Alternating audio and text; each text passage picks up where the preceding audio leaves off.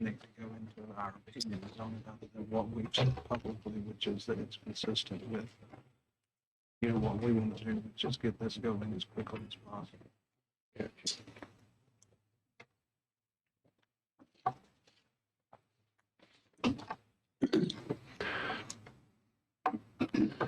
Good morning to all of you here today. We'll go ahead and call our meeting to order today of the Alabama Medical Cannabis Commission. We have a full week or two of presentations about to kick off, and today will be the first day. So we'll call this meeting to order.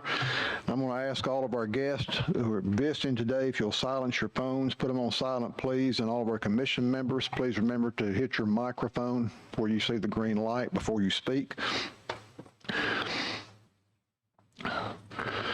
Before we go any further, I'll ask, before I ask Mr. McMillan to have a roll call, I'd like to introduce one of our new commission members, Dr. Jimmy Harvey.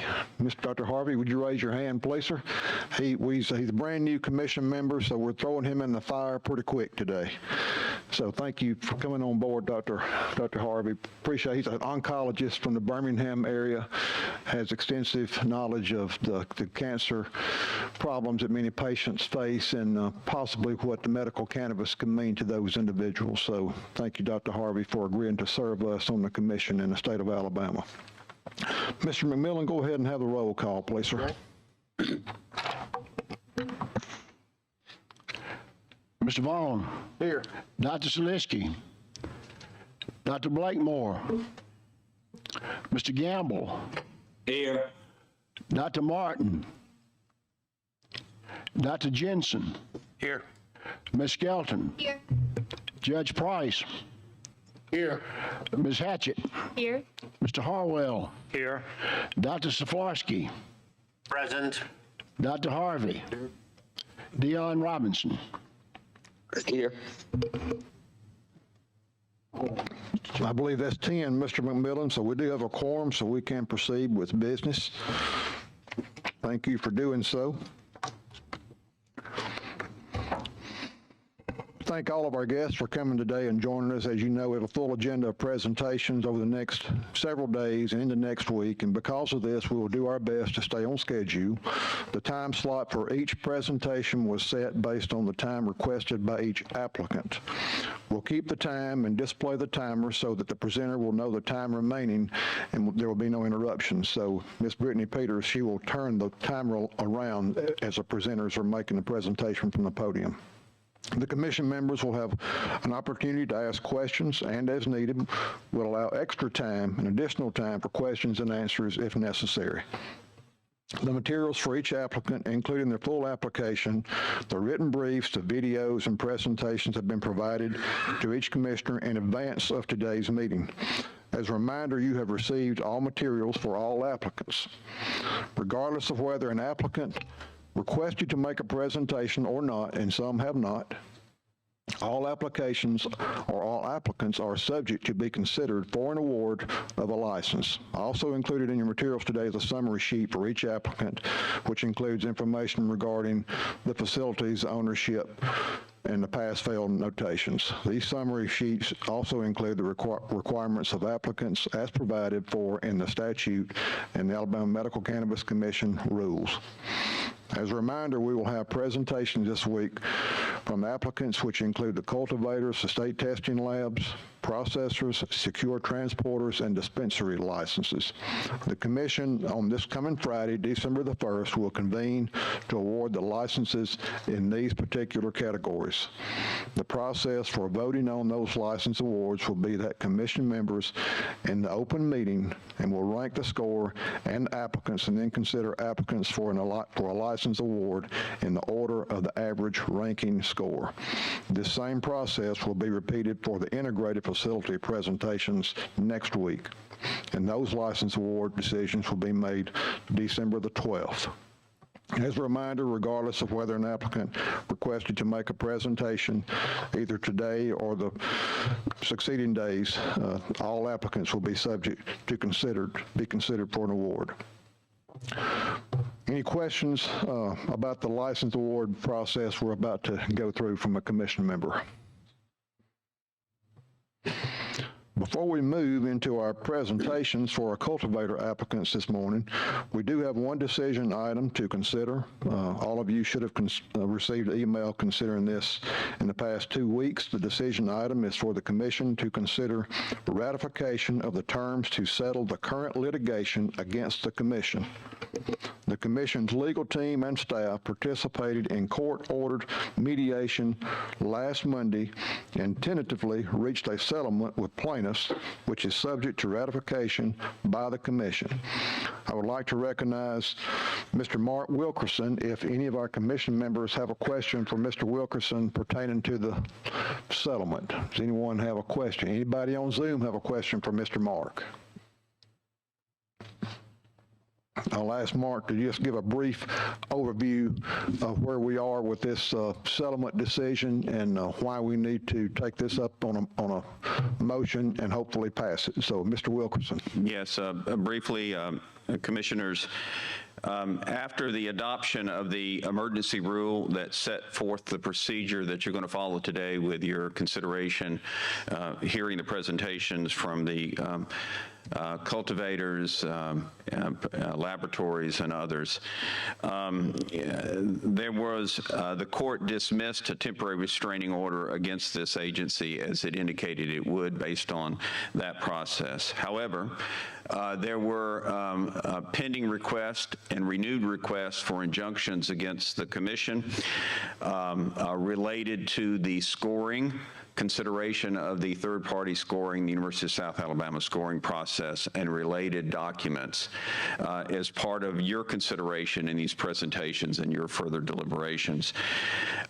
In addition to those filings in circuit court, there was a filing in the Alabama Court of Civil Appeals requesting that that court also enter an injunction but specifically stay the activities of this commission while the case is being considered.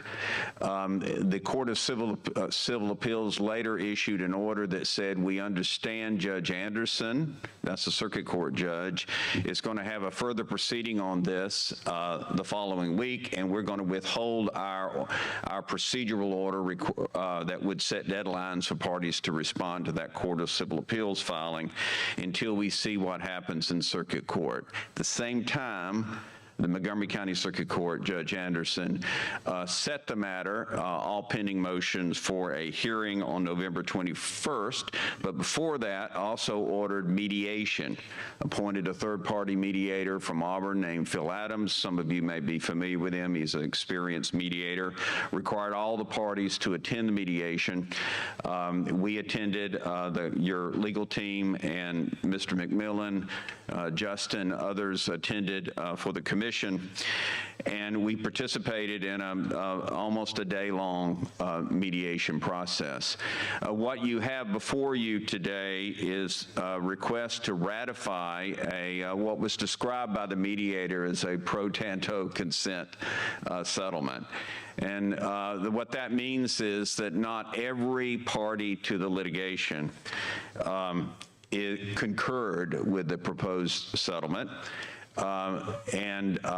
But those parties that have challenged the scoring and that have claims related to what we've called the 10 meg issue that you're aware of, and have related claims against the application guide and related forms, are in concurrence with the settlement.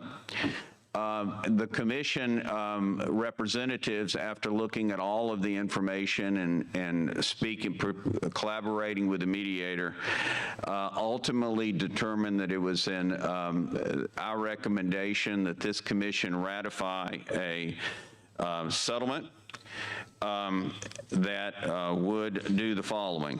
Number one, the Court of Civil Appeals litigation that I mentioned, that filing would be dismissed. Number two, the court would order an order of dismissal with prejudice. That means it could not be filed again, related to all matters associated with the scoring, the 10 meg issue, and the application guide and related forms.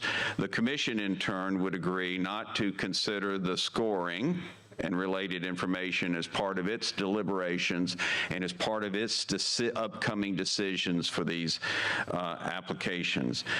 There were a few other minor points. One is that the parties were given up to today. Those parties had already filed briefs with you that may have spent some of their briefing on and material they're going to present to you on the scoring, and don't have to now, assuming you ratify this decision. They were given through today to amend what they filed, so they wouldn't, to reflect that they would not be considering the scoring. So if you ratify this, what you are agreeing to do is not to consider the third-party scoring, the USA scoring, and the related material with that third-party scoring as part of your deliberations in granting or denying the applications. That's the vote in front of you. If there are any questions, Chairman asked for a short summary. I'm not sure I satisfied that instruction. Any commission member have a question for Mr. Wilkerson, either in person or on Zoom? As Mark so appropriately said, this amounts to disqualifying the USA scoring. It will not be considered in your ranking or voting for an applicant. Thank you, Mark. Appreciate that. If there are no questions, we will entertain a motion for the commission to ratify this litigation settlement. Is there a motion from a commission member? We have a motion from Mr. Harwell. Who's that on Zoom? Judge Price. Thank you, Judge Price. We have a second from Judge Price. Is there any other discussion on the motion to settle this litigation? I will ask Mr. McMillan to have a roll call. We need to have a roll call vote because we have members visiting on Zoom, so we'll go down through the roll call and vote that way. Thank you. For those of you online, I will kind of go slow, to give you time to respond if you need to. Chairman Vaughn. Aye. Dr. Zaleski. Dr. Blakemore. Mr. Gamble. Aye. Dr. Martin. Dr. Jensen. Aye. Ms. Skelton. Aye. Judge Price. Ms. Hatchett. Mr. Harwell. Aye. Dr. Saflarsky. Dr. Harvey. Aye. This carries unanimously those voting, Mr. Chairman. Thank you, John. Based on members both on Zoom and present voting, motion passes. So we're able to move forward with our presentations today. A little bit off time, but I don't think it'll hold us up much. We'll just kind of delay as we go. We'll remind our guests today, we have two of our applicants who have opted out of making presentations today, so it might shorten our afternoon somewhat. So I'll go ahead and introduce our first applicant, Native Black Cultivation. I guess Mr. Mordican, is that right? Yes, sir.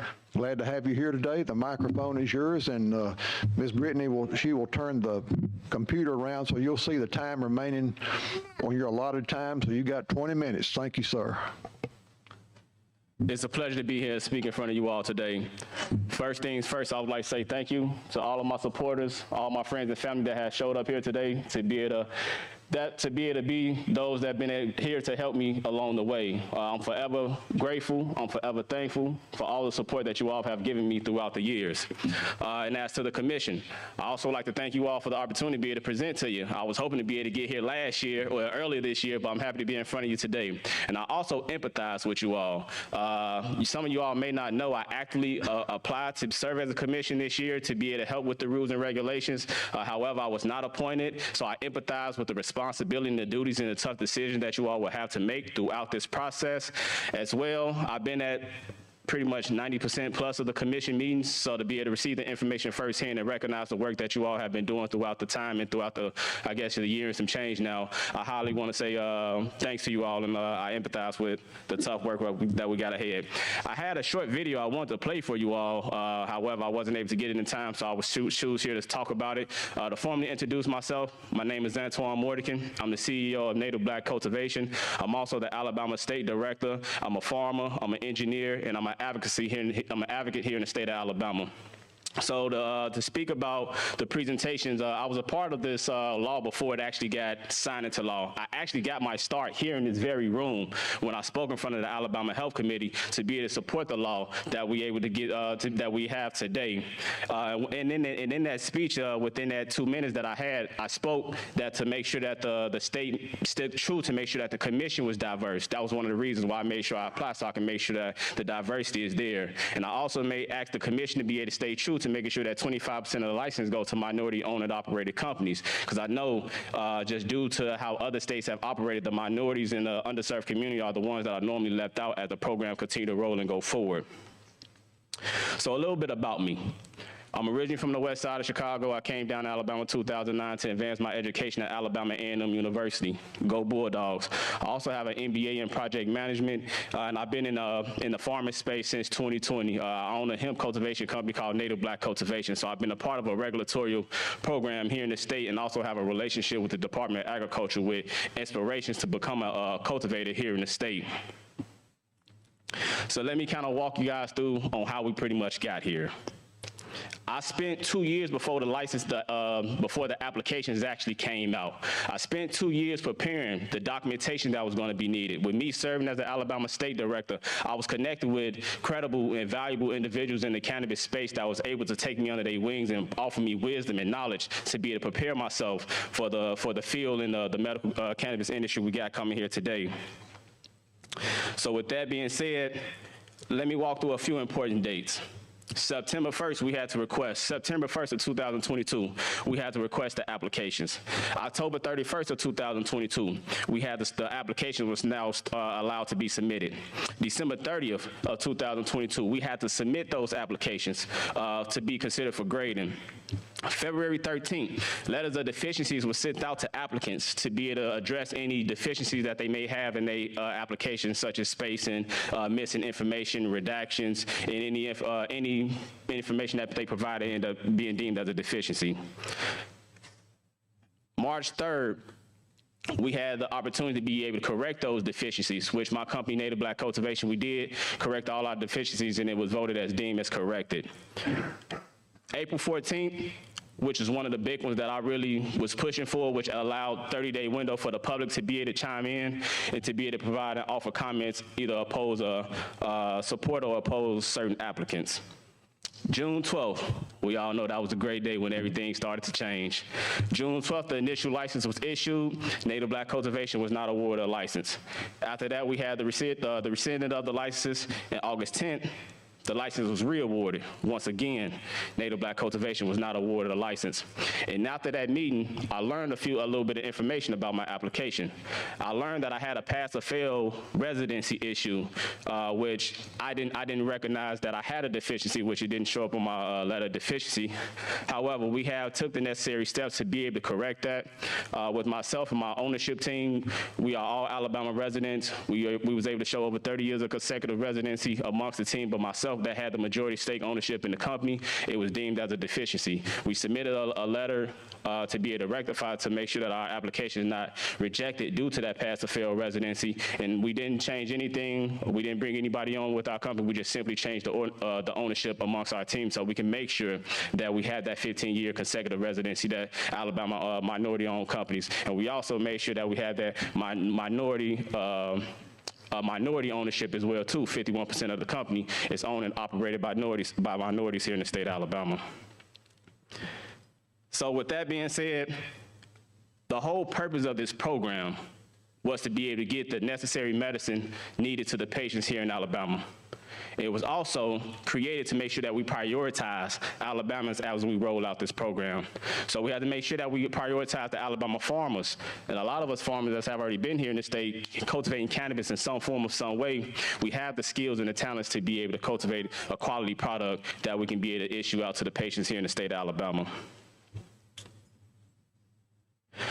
I also want to make sure that we prioritize, as I said earlier, making sure that we make sure we have the minority participation in this cannabis industry. I also want to applaud the commission again on the last round of award. I noticed that a third of the license actually went to minority-owned operated companies. So I greatly appreciate that you all are still sticking true to making sure that the licenses and making sure that the underserved community are able to participate. However, you know, I label myself as a true Alabama company, as a true minority-owned and operated company. I am the CEO and owner of my company, and I don't have anybody else that I need to answer to. I make the final decisions, and I can't say the same for a lot of my peers here in the space. A unique thing about myself, I actually compiled the entire application that you all have in front of you myself. As I developed and grew here in the state of Alabama, as well as in the industry, I learned that it was a lot of predatory behaviors in the industry, and most importantly, they preyed on the underserved community to be able to take advantage of your likability or wherever state that you're in so that they can be able to enter the state and ultimately control the company. And with that being said, just a lot of the prices that was being offered to be able to even help write the application, it was extreme. It was very extreme. So I wanted to put myself in position that I went through the application. I compiled the application myself so I can be able to answer any question that you all may have. As well, I want to serve as an asset to my community. I wanted to serve as an asset to the state because this is a novice program. We're just getting started. It's all going to be growing and developing. And I want to serve as an asset to my people for those in the future that also want to enter the space and industry, that they can have a reliable, incredible individual here in the state of Alabama that they can be able to connect to and to be able to get some reliable information and wisdom and feedback that I won't be able to, I won't be coming for their pockets. I would just like to see my fellow Alabamians to also win and excel as well. And the most important thing, well, as we go on, I already kind of addressed the residency issue. I pray and hope that the letter that we submitted to be able to offer any clarity about the residency is accepted, and hopefully that we're able to be considered for license here this Friday, December 1st.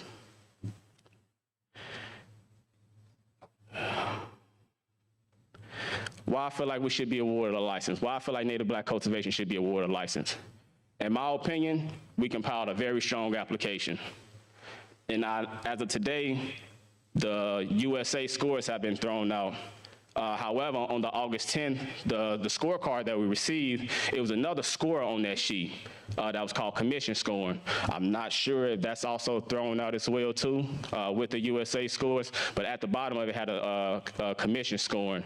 And I didn't know much about it, but I just recognized that I scored pretty high in the percentile as a 97.7% from the commission grade. I'm not 100% sure if that's gonna be thrown out, but I wanted to also mention that whoever was the commission that graded my application deemed it as being worthy of being awarded a license. As well, with those public comments that was issued, the 30 days that allow for the public to be able to chime in and offer comments in support or oppose. If you guys go by chance, go to the Alabama Medical Cannabis website and look at the public comments, you'll recognize that Native Black cultivation received an overwhelming amount of support from the public.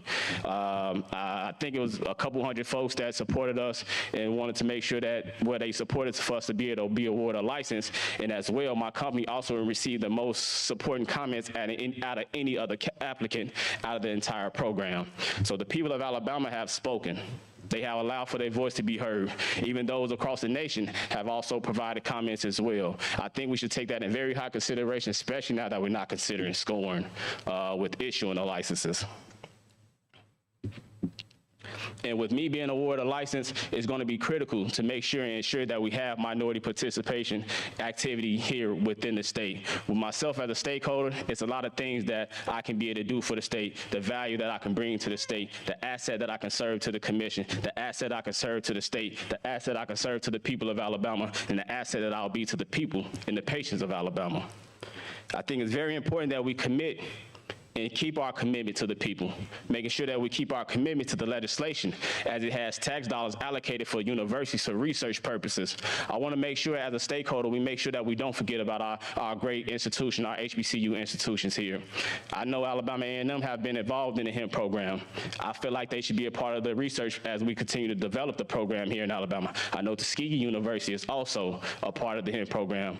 They have been participating in cannabis in some form, in some way as well. Alabama State as well has also been a part of this process as well. So I just want to make sure as a stakeholder, I can be able to have a seat at the table and to be able to advocate for those that normally do not have a voice, those that are normally not aware of what it is that's going on, and those that just may not be in tune. You know, as this program has been developing and me being in a lot of these commission meetings, I see a lot of familiar faces. And then when it's crunch time, I see a lot of familiar faces, a lot of faces that I don't know. However, a lot of that information that comes out of the commission meetings never make it to the people. It's myself as the role that I serve with Tuskegee University that I host a weekly radio station to make sure that we get this information to the people, to make sure that the public is aware of the opportunity that is coming as well as the commission and the program continues to develop. You know, it's going to be very important that we create an educated consumer.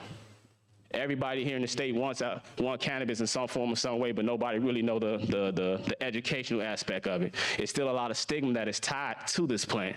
And as I feel as if while the commission continues to develop and the program continues to develop and move forward, it's going to be extremely critical that we most likely focus on the education and making sure that the voters, well, we're coming into another election, make sure that we create an educated voter as well, too, so Alabamians can be able to vote and advocate for a program that they would like to see here within our great state.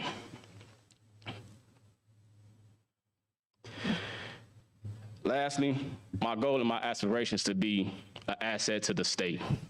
I want to be an asset to the commission.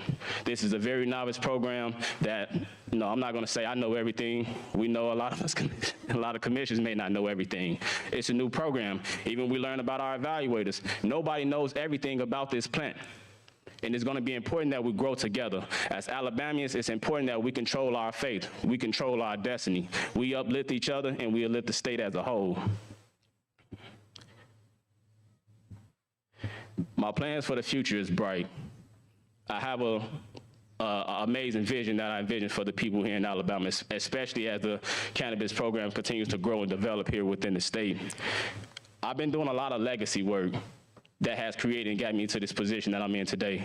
As I serve as the Alabama State, in my role as the Alabama State Director, I've been connected with several folks in other states that have already been operating in the cannabis space, from Louisiana to Texas to Nevada to California to Oregon to Colorado to Illinois to New York to Massachusetts to Virginia to Connecticut to Florida to Georgia. My experience and my wisdom, my knowledge has been widespread. I just want to be given the opportunity. As Native Black Cultivation, we would like to be given the opportunity to continue to be able to grow and develop here within the state, and making sure that we prioritize the people of Alabama first, making sure that the patients, they know me as a cultivator, where their medicine is coming from. Making sure as the people of Alabama know who's processing their medicine, as the people of Alabama to know who's transporting their medicine. It's very important that we prioritize Alabama-owned and operated companies, as I'll say, true Alabama-owned and operated companies.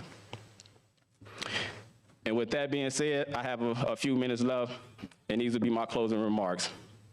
I believe our application and position is worthy to be an asset to the state and to the people of Alabama. The people have already spoken with their public comments on their overwhelming amount of support for Native Black cultivation. As appointed members to this powerful commission, I pray and hope that you award Native Black cultivation a cultivation license as we work in junction. As we work together, we lock arms as we navigate through this unfamiliar medical cannabis field here in the state of Alabama. And I would like to say thank you, and I would like to be open to my first question. Thank you, Antoine. Does any commission member have a question for Mr. Mordecai concerning Native Black cultivation? Yes, ma'am. Yes, ma'am, Ms. Skelton. Hi. First of all, thank you for being here. Thank you for your presentation. Can y'all hear me? Okay. I did. Can you tell me a little bit about your facility? I know in your application, under the question regarding construction, believe you stated that yours was under construction. You expected it to be complete in December of 23. Can you tell us a little bit about that, please? Yes. So I got two facilities. We have a short-term solution to become operational within a set 60 days by the commission, where we'll be building a small facility that's a little over 1,000 square foot so we can be able to become operational. However, the facility that you may be speaking of is our main facility, which will be about 15,000 square foot. We'll be vertically cultivating. We're in the process now of, well, hopefully by the end of today, the county will go ahead and issue my permit so we can go ahead and start moving dirt so we can achieve that 60-day timeline. We already have our engineer plans for our short-term solution. We're getting everything finalized as of now, but I would like to say, I wish I could have been able to move sooner. I really wish I could have been able to move sooner. However, since how everything's been turning out in the program, in the process, I'm a self-funded individual. I haven't taken any outside dollars for anything it is that I'm doing. So I pay and provide for everything as of now. So with that being said, I was denied a couple times, so I didn't want to spend that money not knowing my true faith or destiny if I would be awarded a license. However, I am on track to achieve that 60 days to become operational. Okay, thank you. And then the residency, you mentioned there were some issues regarding your Alabama residency. Can you tell us a little bit about how you clarified that, please? Yeah, so what we ended up doing originally, my ownership, the residency, as an individual, I came down in 2009 to advance my education at Alabama A&M. That's when my clock started. So as it stands today, I only have 14 years of consecutive residency. My ownership team, Timothy Keefe, he's been Alabama resident his entire life. We showed 24 years of consecutive residency for him. And my other co-owner, Hasm Mixon, he also has been a resident here in the state of Alabama as well, too. So what we did, I'm not 100% sure on how it was deemed as a deficiency, but this is my thought process on it. With myself having the majority stake of the company, whoever looked at my application didn't consider the others of my ownership team. So with us being a 100% Alabama-owned and operated company, I had to delegate more ownership to my respected team, which is the same ownership team, but now I have 49% ownership of the company. My co-owners also have 25.5%, so we can be able to achieve that residency clause that we have, that 15 years of consecutive residency, also making sure that we're still an Alabama-owned and operating company, and also satisfying the social equity clause. Okay, can you tell me how you designated that? Did you just restructure your existing entity? That's correct. Just delegated to them and restructured so that the ownership team, so the company ownership can be able to reflect that. Okay. So you feel like you're going to be in a position to be able to commence cultivation within 60 days of approval?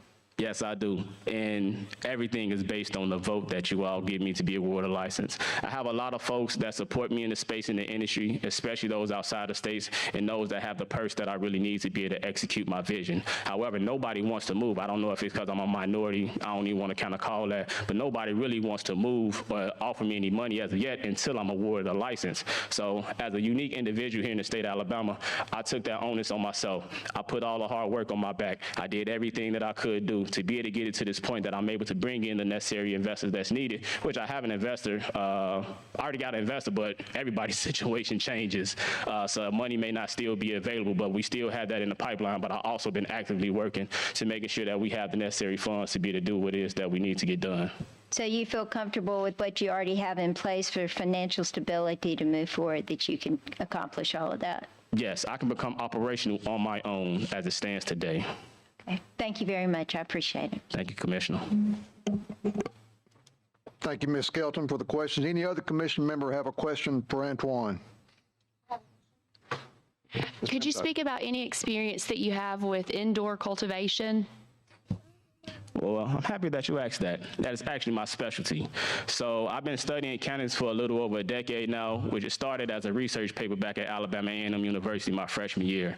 And I learned that the cannabis plant can be used for a wealth of things, and all the things that I learned coming from the west side of Chicago, experiencing the war on drugs, it was absolutely false. So I learned that cannabis can be used for so much, from textiles, from remediation, from biofuel, for medicine, for insulation, for animal feed. It can be used for a wealth of things. And with my research, I had a lot of theories and terminology that I didn't have the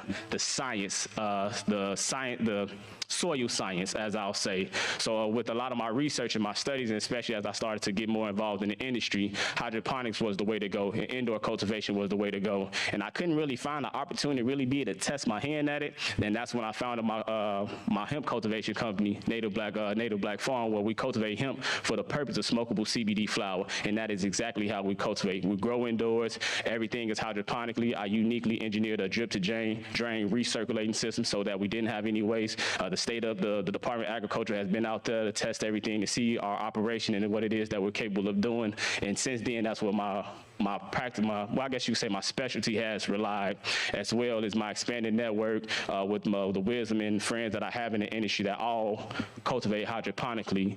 I have a wealth of resources that I can be able to pull from as we continue to grow and develop. Thank you so much. Antoine, do you know Dr. Siebert at Alabama A&M? Have you done work with him? Yes, I do know Dr. Seaman. I actually did do some work with him. I was a part of a social equity program that Alabama A&M ended up hosting, and we was able to get some seeds from a I can't remember the company, but they was in the north part of the state. We was able to cultivate. Well, it was really a study and a test to see how their strands pretty much cultivated and operated here in the state of Alabama. And I was a part of that program. We was able to get some valuable feedback, some good information, and I happen to be growing some of the best flower that they've seen. Okay, thank you, Antoine. Any other questions? Yes, sir, James? I got one question. Yes, sir. Have you built any relationship with any processors once you have your product? Do you have Yes. a place to have it processed and sell? Yes, I have. I have an extensive relationship here in the state. When a lot of folks think of cannabis here in the state of Alabama, they view me as the recognized leader since I've been the one out here kind of waving the cannabis flag since before we actually got into law. And when I actually got into the space, especially those on the hemp side that was already doing processing, those that was already growing, and those that was coming into the state and those that was interested in getting into the spaces where they also reached out to me. So yeah, I have a wealth of relationships to be able to get it from my farm, from transportation to processing to dispensaries, and to, well, I don't have any lab testers as of yet because we only have one, but I hope to be able to build that relationship as the program continues to move forward.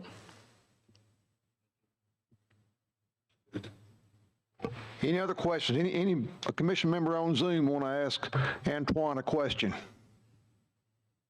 This Judge Price, I don't have a question, I have a comment. Go ahead, Judge Price. In addition to your vast knowledge of the subject matter, and I'm sort of impressed with that, but the strongest point that you made, in my opinion, is that you're concentrating solely on Alabama people. And that's what concerned me about this whole business we're in, is that want to protect the integrity of the system by making sure that Alabama investors can themselves finance the operation without these companies, as you alluded to, you didn't say it directly, but coming in from outside, taking advantage of the investors here in Alabama. I feel that the residence requirement of 15 years was put in this statute for a particular purpose, which was to protect the citizens of Alabama who invest in this program. So I sort of applaud you that. I think that was a very strong point of your application. Thank you, Judge Price. Thank you, Judge Price. Any other commission member have a question or comment for Antoine? Well, Antoine, thank you so much for being here today. Thank you for being the guinea pig, our first presenter. Thank you. I hope I set a good presence for you all. You've done an excellent job, and we appreciate your time. So give us just a couple of minutes, and we'll get realigned for Gulf Shore Remedies. So if Mr. Stringfellow is available, just be on standby, and we'll start up momentarily. Thank you, Antoine. And Mr. Chairman, yes, Justin. just for purposes of the record, and I'll do this for other applicants before they present, but I'll do it for Native Black now. So as you alluded to earlier, commission members have had full access to the application that is in your materials. We provided you with the summary that is in the materials for Native Black. They were sent a pass-fail show cause notice, and they did respond to that pass-fail show cause notice, and their response has been included in your materials. So for purposes of the record, those are the items that will be in consideration for Native Black. And I'll go ahead and address Gulf Shore remedies as they're coming up. You have their full application, you have the application summary. They also provided a written brief, and in accordance with the settlement terms that we talked about earlier, having the opportunity to resubmit a revised brief. They did that, and we've got that, and that is included in your printed material. That's the revised one already. We had it in time to go ahead and get it printed. And for those online, and as you're doing review beyond today, the materials that you have included that revised brief. There were no pass-fail notations, so there will be no pass-fail show cause information for Gulf Shore remedies.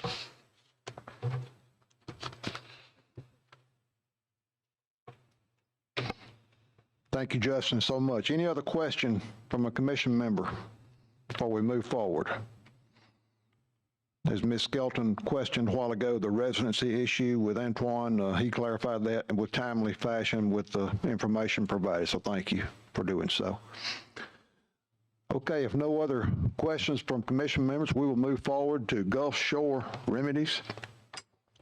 Mr. Stringfellow, Tyne Stringfellow, we'll ask you to come forward. Any other guests you want to have to help you present, but as you'll notice the timer here that Ms. Peters will have in front of you, you've got 20 minutes, and it probably be helpful to have some time allotted at the end for maybe a couple of questions for commission members.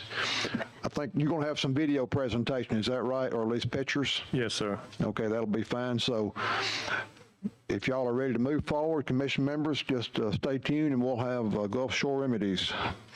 I wanted to point out the clickers right there on the table to advance your slides. I got you. All right, thank you.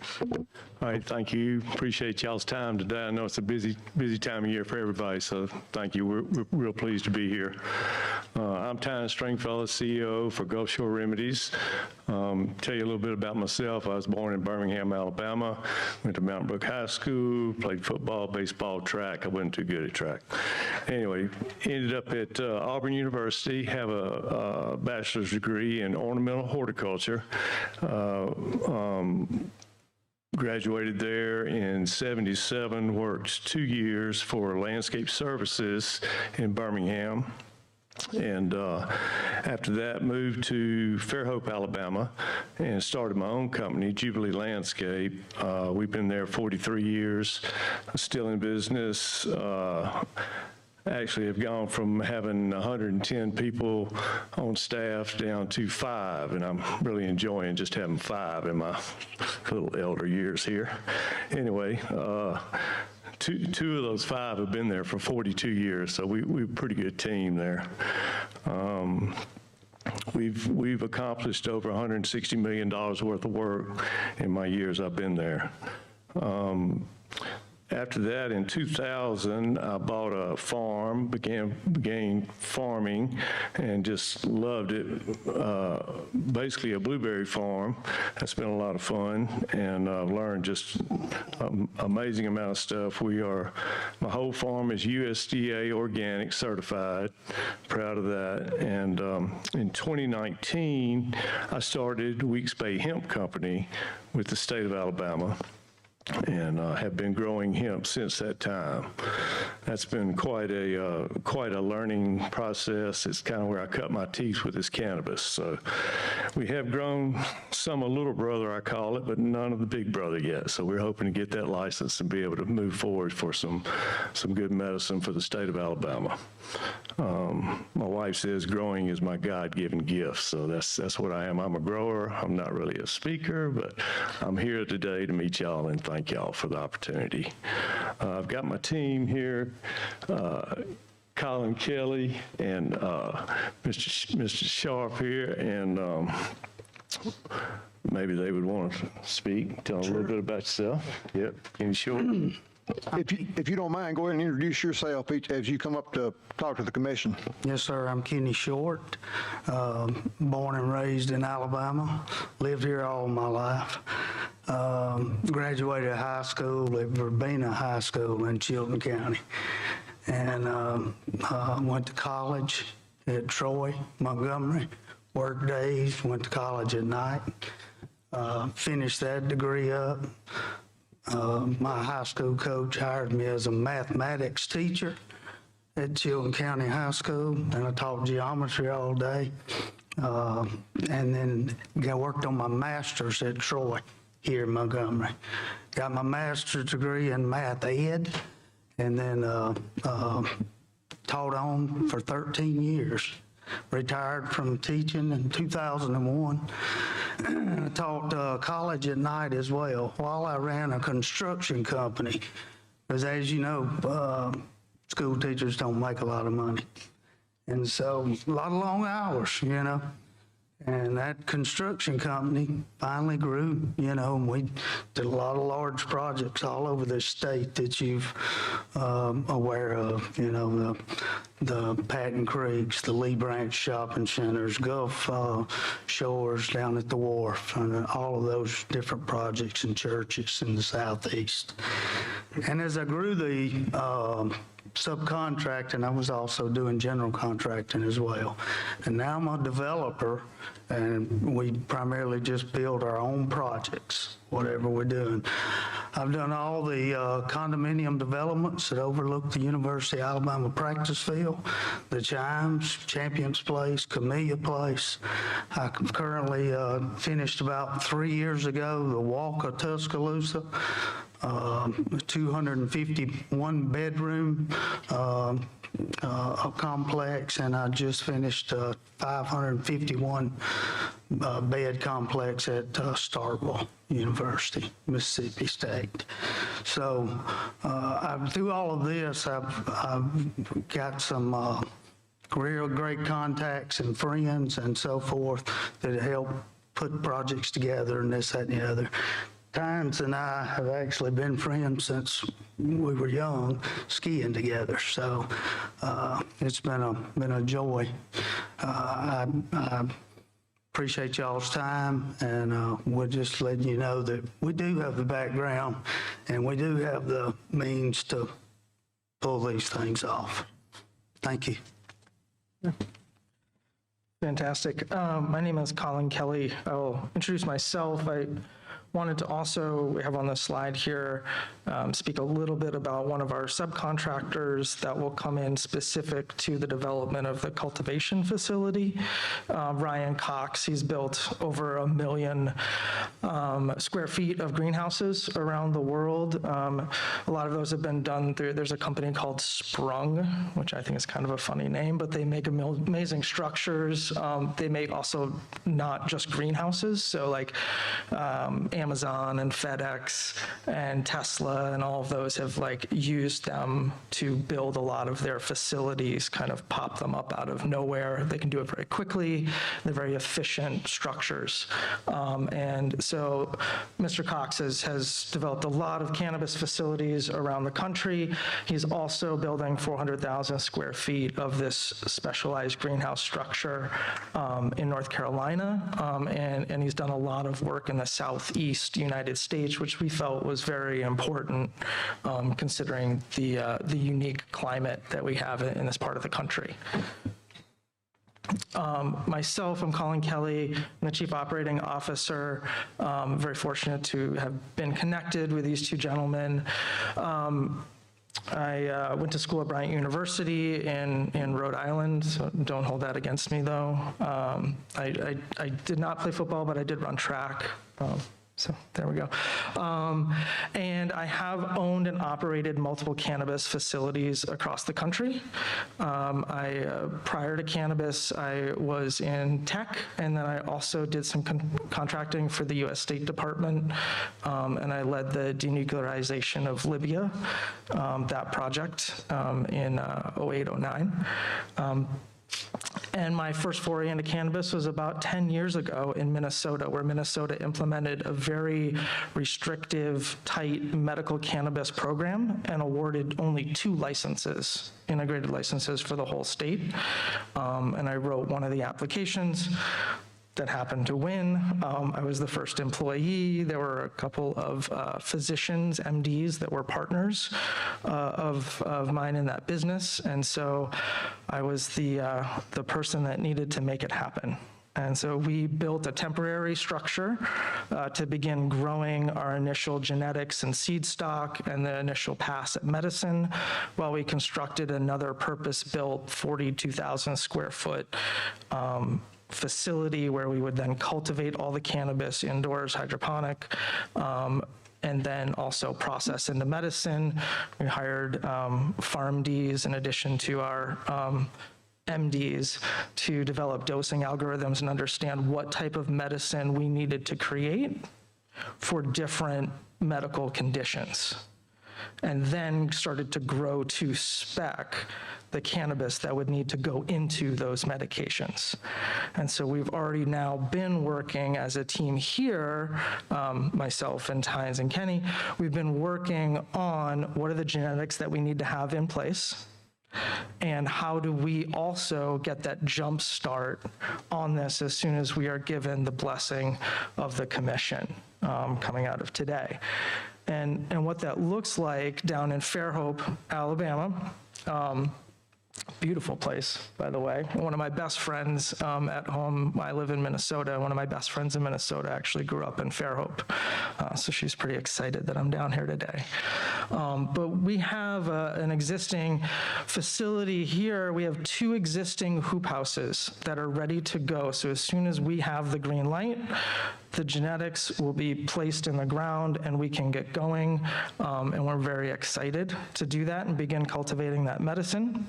At the same time, we can begin construction of the first of our 10,000 square foot sprung greenhouses side by side by side, and those can go up in as little as say 60 days to completion. And so we know that we can have those structures ready to go as the market dictates. So we can begin with the 2 hoop houses, and then as more patients register in the program, we would be able to very easily increase our supply of medicine to the processors and manufacturers that are also licensed in the state. We have all the equipment ready. We've certainly have, I've done this before in other states like Minnesota, like Pennsylvania, that also had a clinical research program, and I helped get that facility up and going in partnership with Temple University in that state. So we've used a lot of our experience there to look at what we would do here, so I can help make sure that these gentlemen are very successful in providing medicine to all the residents here in Alabama that need it. And Tynes, through his connections, has also been able to connect with other applicants for processing and manufacturing in the state. So we know that we have, potential relationships, if licensing goes well for all of us, potential relationships where we can sell our product to them for them to manufacture into medicine. And we're looking forward to that as well. And we've gone through the application process, been successful a couple times here, and we're appreciate your time today to hear us out. We feel like we've shown that we have the team in place in addition to the gentleman here. We also have board members that include former NFL team owners here in the Southeast. We have Alabama residents running HR, running our security. Our gentleman that runs security is an Alabama resident as well, and he spent over 10 years on the Baldwin County Sheriff's Department. We have a phenomenal team of folks and physicians and advisors. We have the financial backers all Alabama financial backers to do this. We have tried and true standard operating procedures from other cannabis facilities, and we've tailored those to this specific operation. We know the marketing and education that is required for a successful medical cannabis operator. And we also know how to execute this. We've done this. I've been doing this for over 10 years, and I know Tynes can grow anything. He's been growing for over 43 years. So we know that this can happen, and we will build a company that has a respectful culture of excellence and has a high quality, clean product that we know will eventually be medicine. And that is something that we always kind of keep in mind, us all being parents ourselves. You know, if our kids, God forbid, were ever sick and needed medicine like this, that we would want it to be the highest quality and the cleanest medicine possible that we would want to provide to our families. So I'll just leave you, you know, we have been through the application process, and we are asking for your blessing today. And we're open for any questions or comments from the commission members. Gentlemen. Thank you, Mr. Kelly. Appreciate your presentation, all of you showing up today. Any commission member have a question? Any of you in person? Yes, ma'am, Ms. Skelton. Good morning. Thank you all for being here today and for your presentation. Very impressive operations that y'all represent. I do have a few questions on the days to commence operation. You have 21 days. That is very impressive. Do you already have the facility? Correct me if I'm wrong, but did your application state that your facility was under construction and would be ready in March of 23?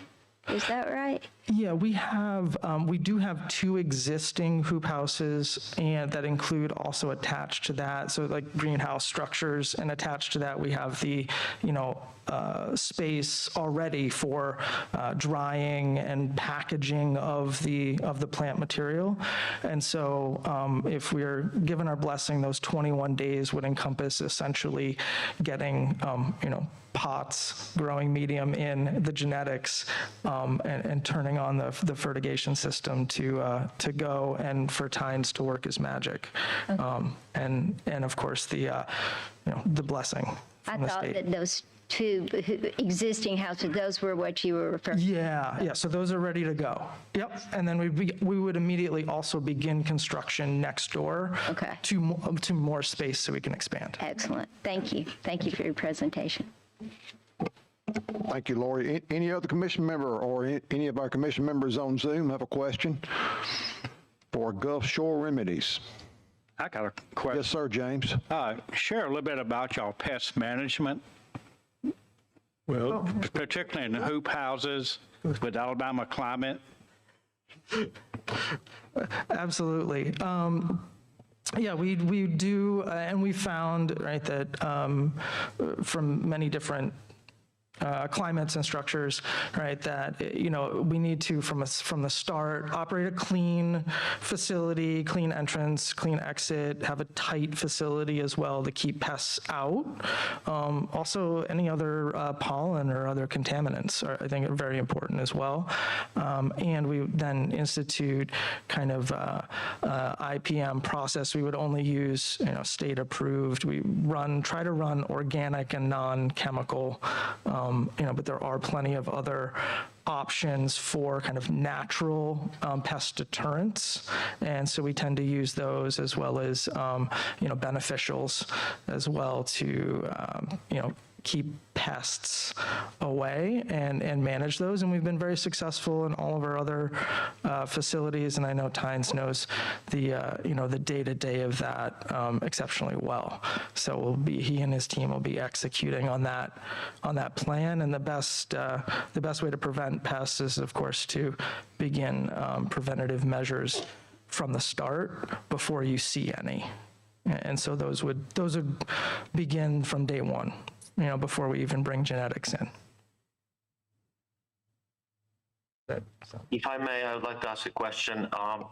The previous speaker from the native black cultivation spoke about educational efforts and social justice, and I wanted to ask you whether you have any plans regarding medical cannabis education, educating the public, what it is, how it is used, how it should not be used. Basically, the important part of education public. Do you have any plans for that?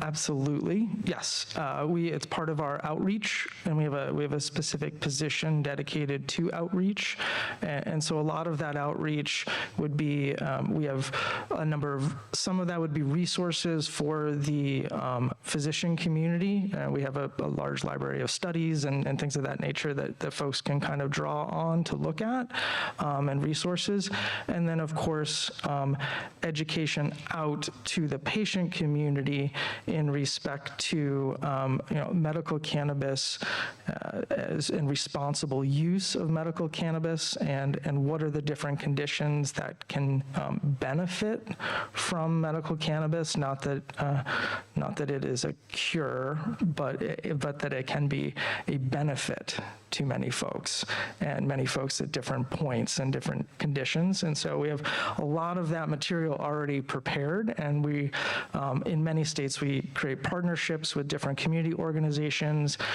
as well as even patient advocacy groups. So whether it's the Epilepsy Foundation or different cancer support groups and things like that, we usually use those partnerships to conduct education and support and answer any questions that need to be answered. Thank you. Go ahead, Jersey. That was Dr. Zaflarski at UAB, one of our commission members on our Zoom call. If you had a question about who that was. Any other commission member have a question? Justin, need to address something? Well, I was just going to say, for one housekeeping matter, particularly for those that are on Zoom, we do have court reporters that are transcribing all of our proceedings. So if you could just announce who you are on Zoom before you ask your question so that they can attribute your question correctly. Sorry, Jersey Shaflarski. Thank you, Jersey. I'd like to thank our Gulf Shore Remedy guy. One more clarification, is Edward Stringfellow and Tynes the same individual? Yes, sir, same person. Okay, thank you. I had two different names here, and I thought it's got to be the same fellow. So thank you for clarifying that. Any other questions from our commission members before we dismiss and move on to another applicant? Thank you for your time today and coming to present to us. We appreciate it. Thank you. We're glad to be here.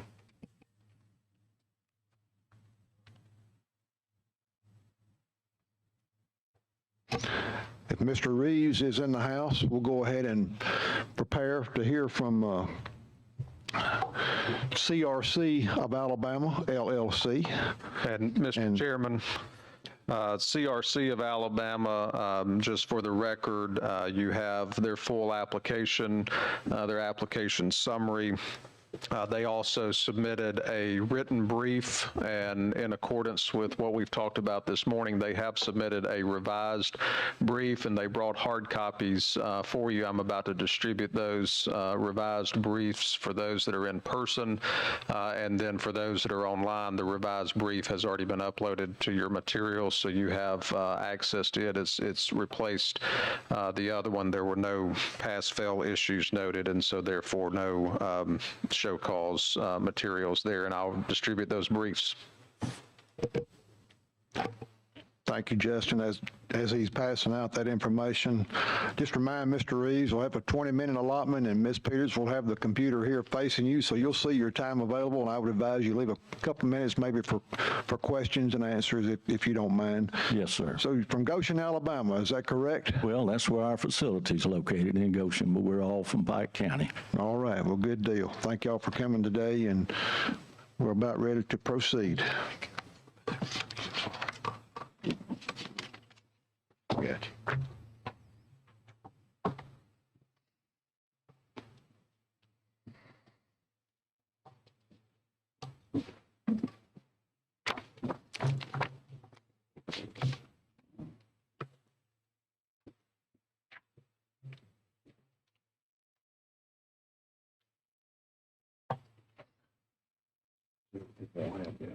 It's already almost. For our commission members on a Zoom call, this information that Justin has just passed out to us here in person, you will have it uploaded. It's already been uploaded, so you should have it available in your folder on your email attachment. Okay, Mr. Reeves, thank you for coming today. Glad to have you. Yes, sir, and thank you. My name is Grady Reeves, and I'm one of the owners of CRC of Alabama, LLC. I'd like to begin by thanking the commission and the director for the opportunity to be here today so that CRC, you can meet us and we can tell you something about our company and go from there. I also have two other owners of CRC that are with us today. One is Mr. Kenneth Campbell. The other is Mr. Bobby Cole. We're the three sole owners of CRC of Alabama. Not only are we business partners, but we're friends that have known one another for many years. And we're also, we're all veterans, and we're also all residents of the state of Alabama. I just figured it up a minute ago, and I think we've been residents for 211 combined years. Quite a while. Mr. Campbell will serve as our CEO. He's got over 50 years of experience in business and commerce in the state of Alabama and in the nation, actually. He and his business partner, Wiley Sanders, partnered together and formed several highly successful companies that are still in business today and do business not only in Alabama, but all over the United States and in some foreign countries. Mr. Cole will serve as our Vice President of Operations. Bobby has got in excess of 40 years of experience in plant cultivation and greenhouse operations. I'll serve as our Director of Security. I've got some military experience, but I've got 23 years of law enforcement experience that I retired from law enforcement. The last 14 years I spent as the Chief of Police in Troy. And then I've got about 25 years of legal experience. I'm a practicing attorney in Troy. We also have with us today Mr. Rob Levy, who is our Chief of Operations. Rob has in excess of 15 years of experience in the medical cannabis cultivation business. We also have our Chief Legal Counsel, Ms. Christy Crow. Christy is a past president of the Alabama Bar Association. She is very familiar with the Alabama medical cannabis laws and with the rules and regulations of the commission. I also have Mahaley Paul McInnes and John Reeves, who are both attorneys and who have assisted Christy in the application process. We have submitted a brief to you, which we hope will be of assistance to you in explaining our organization. We also have a video presentation for you today. We hope this will highlight various aspects of our organization, our facilities, our owners, and our team members. We probably should have put one of those disclaimers, viewer discretion advised, before we show it, because we are not professional actors. In fact, we're not actors at all, and that'll be evident as you see the video. But at this time, we'd like to present the video.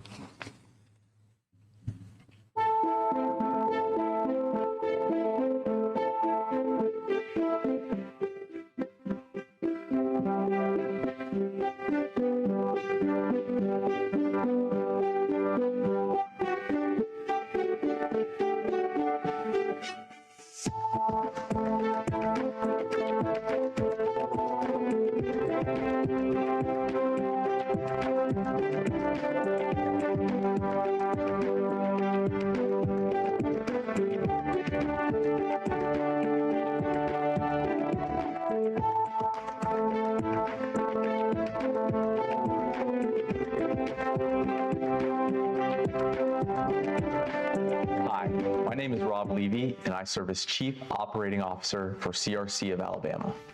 I've spent the past 15 years honing in the commercial cultivation element of the medical cannabis business.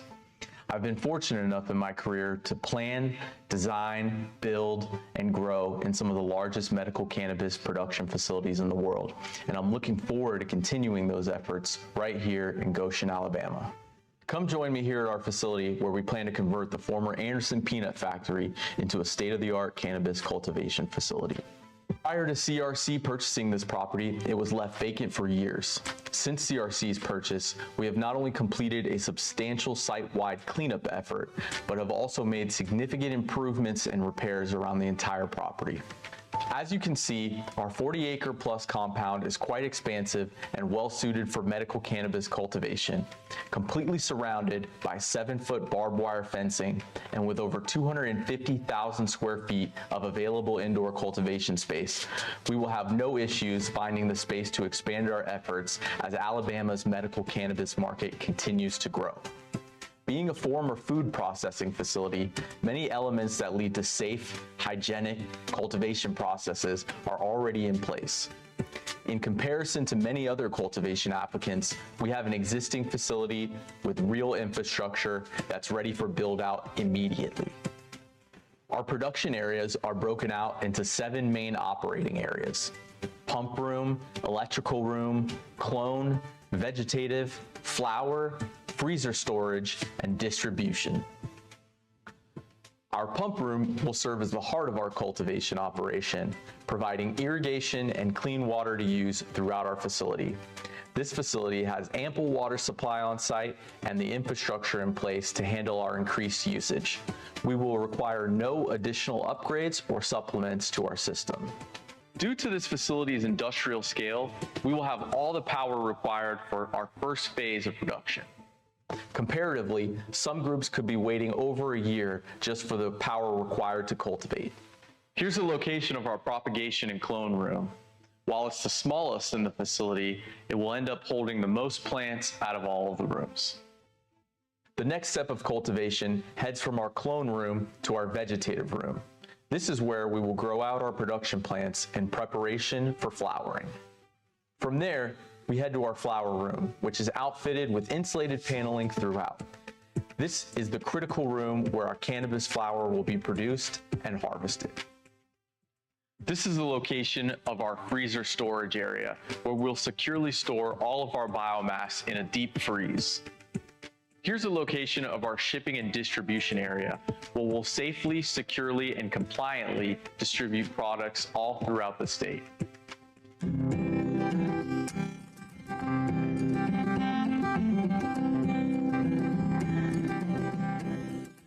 My name is Kenny Campbell. I was born in Pike County and have lived here all my life. I was the youngest of 8 kids, and my dad was a farmer who taught me the value of hard work. I worked hard all my life in many different jobs, but mainly in the businesses I've created. I'm also a veteran. I began working with a man named Wiley Sanders in 1970. During that time, I served as president of Wiley Sanders Truck Lines and as president of Sanders Lead Company. In 1981, we formed a partnership known as KW Plastics, a plastics recycling company in Troy, Alabama. In the following years, we also formed KW Plastics Recycling Division. This partnership has grown to become the largest plastic recycler in the world. We also began a molding operation known as KW Container. Today, we have locations in Troy, Alabama, Bakersfield, California, Chicago Heights, Illinois, and Allentown, Pennsylvania. We are the world's largest manufacturer of 1-gallon plastic tank containers. When I learned that medical cannabis had been approved for the state of Alabama, I knew this would be a great area for that type of industry. We have good, hardworking people here. Myself and my 2 partners, Grady Reeves and Bobby Cole, formed CRC of Alabama, LLC, and applied for a medical cannabis cultivation license. One thing I've learned during my 50-plus years of business experience is that facilities and location matter. My partners and I acquired a facility in Goshen, Alabama, which we believe is ideally suited for cannabis cultivation. It is a 42-acre site with security fencing around the entire property. The site also contains multiple buildings, including approximately 100,000 square feet of refrigerated storage. These buildings are ideal for indoor cultivation. Having a good team is paramount to building a successful operation. I have an agriculture background with over 50 years experience for creating and operating highly successful businesses. My name is Grady Reeves. I was born in Pike County, Alabama, and I still live in Pike County. With the exception of about a year spent overseas in the Army, I lived in Pike County the overwhelming majority of my life. I grew up working on my family's farm, and I've been involved in agriculture all my life. I entered the Army in 1970 and was discharged in 1972. I went back to farming on the family farm, and I produced cattle. I had chicken houses, hogs. I row cropped. I also had a logging operation, and I worked in the timber business. And I continue to operate a cattle and hay farm to this day. In late 1973, I began a second career in law enforcement. And I remained in law enforcement for the next 23 years. I held several different positions with both the Pike County Sheriff's Office and the Troy Police Department. I spent the last 14 years of my career as the Chief of Police for Troy, Alabama. During this time as a law enforcement officer, I also attended and graduated from the FBI National Police Academy in Quantico, Virginia. And I was fortunate enough to serve as a term as president of the Alabama Association of Chiefs of Police. While working as a law enforcement officer, I was able to use my GI Bill benefits to attend Troy University. I obtained both a BS and a master's degree. And later I was able to attend law school. In 1998, I was admitted to the Alabama State Bar and started practicing law with the law firm of Severa, Ralph, Reeves, Baker, and Hastings in Troy, Alabama. And I continue to practice with that firm to this day. Over the past 50 years, I've seen the devastating effects of drug abuse in our society. But I've also seen and been convinced of the beneficial effects of medical cannabis. When Alabama passed the Medical Cannabis Act, I believe there were numerous patients who could benefit from these medications. Myself and my two partners, Kenny Campbell and Bobby Cole, formed CRC of Alabama, LLC, and applied for a medical cannabis cultivation license. We began looking for a facility in Pike County, and we located and bought a 42-acre site in Goshen, Alabama, which is ideally suited for cannabis cultivation. Our location contains multiple buildings, including approximately 100,000 square feet of refrigerated storage. These buildings are ideal for indoor cultivation and are already fenced with security fencing. We believe we have the right team assembled to operate a first-class medical cannabis cultivation facility. My name is Bobby Cole. I have grown plants my whole life. After growing up in Bullitt County, I started working for Four-Way Plant Farm in Union Springs, Alabama, as a plant salesman when I was 20 years old. We drove trucks from the greenhouses to the farmers' cooperative stores and all over the Southeast. When Four-Way was bought out by Bonnie Plant Farm, I became a salesman with Bonnie and then was assigned to manage a growing station. As part of managing the Bonnie Plant Farm growing station, I was responsible for every aspect of the growing process, from getting plugs into pots to watering, fertilizing, transporting the full-grown plants to customers. I've done it all. While I don't think growing medical cannabis is as simple as growing a bonnie tomato, there are a lot of similarities. The most important part of growing anything is making sure you have the system in place to get the desired outcome. I have been doing that with greenhouse plants for over 40 years, and I'm ready to do it again with medical cannabis. Our CFO, Don Wetzel, has over 25 years of accounting and finance experience, 5 of them being with cannabis-specific operations in emerging markets. He has helped raise and manage over $30 million in capital projects for prior cannabis startups. Christy Crow, our Chief Legal Officer, is a well-respected lawyer for over 25 years and served as the president of the Alabama Bar Association. Throughout our application process, Christy has become intimately involved with Alabama's cannabis laws and regulations, which will aid in her primary focus of legal and compliance-related oversight. I'm Rob Levy, and I'll serve as Chief Operating Officer and will use my 15-plus years in commercial cannabis to oversee all cannabis-related operations. Grady Reeves, one of the 3 owners previously introduced, will use his 50-plus years of law enforcement and legal experience to serve as our Director of Security. Bobby Cole, another of the 3 owners previously introduced, will use his extensive commercial agricultural management experience to serve as our Director of Operations. Kelsey Meyer, our Director of Cultivation, has a biology-backed, hands-on approach to her cultivation methods and is currently one of the leading female cannabis cultivators in the world. Catherine Ellis, our cultivation manager, is a native Alabamian and has over 20 years of experience in commercial agricultural production throughout the country. Sonia Carlo, with her combined compliance and cultivation experience, will serve as Director of Compliance, leading all compliance-related efforts in conjunction with our Chief Legal Officer. Jake Alexander, with 10 years of national cannabis-specific experience, will lead all of our post-harvest, packaging, and distribution efforts. CRC of Alabama has undoubtedly put together one of the strongest and most well-thought-out teams of all cultivator applicants. From our ownership group with global business, law enforcement, and commercial agriculture experience, to our boots-on-the-ground leadership team, we are excited to get to work in Alabama, helping the patients find relief.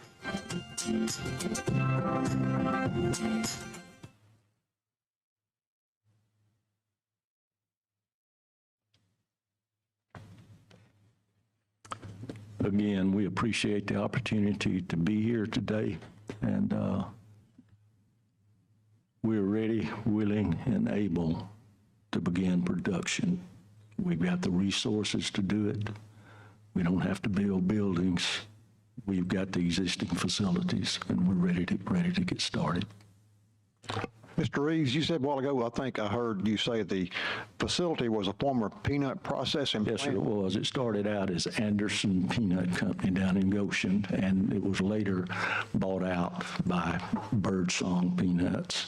And Birdsong closed the facility down in 2015, I believe it was, and put about 70 people out of work. And that was basically the only industry that was in Goshen. And we hope to go back and create some jobs and some industry there.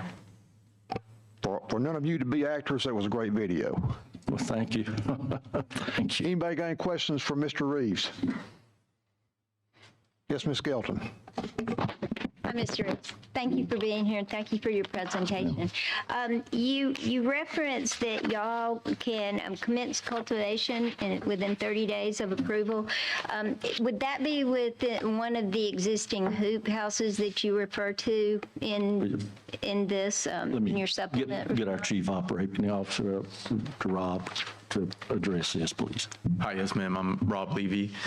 Yes, we'll use the existing structure that we'll have and started building in phases as we continue production. So we would have the first phase of that building ready for cannabis cultivation. Built out within 30 days. Yeah. Okay.